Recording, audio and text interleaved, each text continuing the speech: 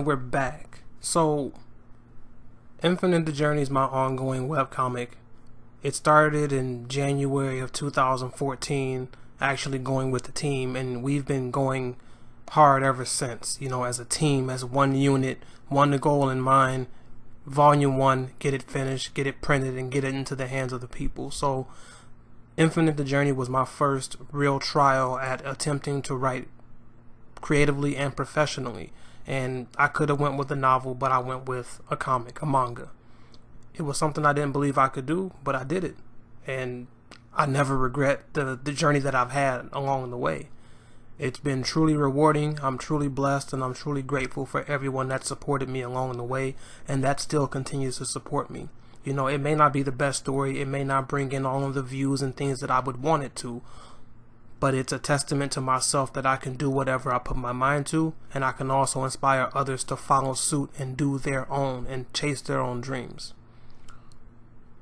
So that's pretty much what I wanted to say. Keep a lookout for Infinite the Journey. We're close to finishing chapter 6, and we're about to start chapter 7 hopefully in July, so we can get this finished and get it done. So the road to volume 1 has begun. I'll be putting as much stuff Infinite the Journey as I can up, from commissioned artwork from the artist to anything else going forward. So yeah, stay tuned. I hope you enjoy that. But writing in a 4-act structure, for me, it's all about the 4-act structure. Really goes into play when you have a world.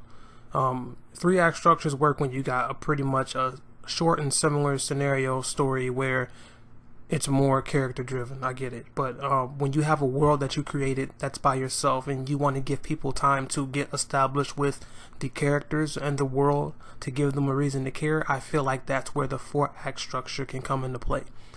You don't have to follow it exactly, but at least having those 4 pivotal moments of plot to play around with. You can do things to better suit your story for people to care when you're actually going to go through with things. Don't have action without any weight. Don't have characters go through things when people aren't going to care. So Act 1 is where you do your setup, or at the beginning you want to at least set up what's going to happen with the characters, what's the reason, what's the conflict, how they're going to head to a resolution, the world that you're building, and all of those things. Once you have those, then you're good. You can move on to Act 2. Act 2 can be your adventure, where they adventure through the world that you've crafted. They get to do all these different adventures, all of these different things that go through trials and tribulations, obstacles, or whatever, and what have you. You can do all of that. That way it doesn't really feel so planned from point A to point B to point C to point D. That way you kind of can weave through your world and give people a ride. And then you go into the main plot and the conflict. Because now you've given them time to spend with the characters and with the world, and to care and to connect. So by then they're either going to stay or they're not. So then Act 3 comes, where everything you've built will either withstand and stand strong and go forward, or you will adapt into something new, something that you never expected to see before. And then that's when the story really becomes more unique, more serious, and it goes toward what you need it to. But you spent time to let the world reveal itself. And then Act 4 is where you take all of those things that you've done, and then you bring it to a culmination of a high point, and then you let the roller coaster take it all the way to the end, to the finish, and then you're done.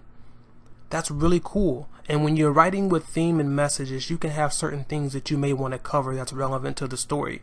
You can take each act and make it about that theme and base it around that theme. So the events that happen just like that for that for that thing, for that reason. I think that's really cool, and I think that's something that I've begun to learn, and it's more of my style. So again, this may not be for everyone, but I wanted to share my insight and my vision on how I write, or how I am beginning to write. That's a lot different from how I started to where I am now.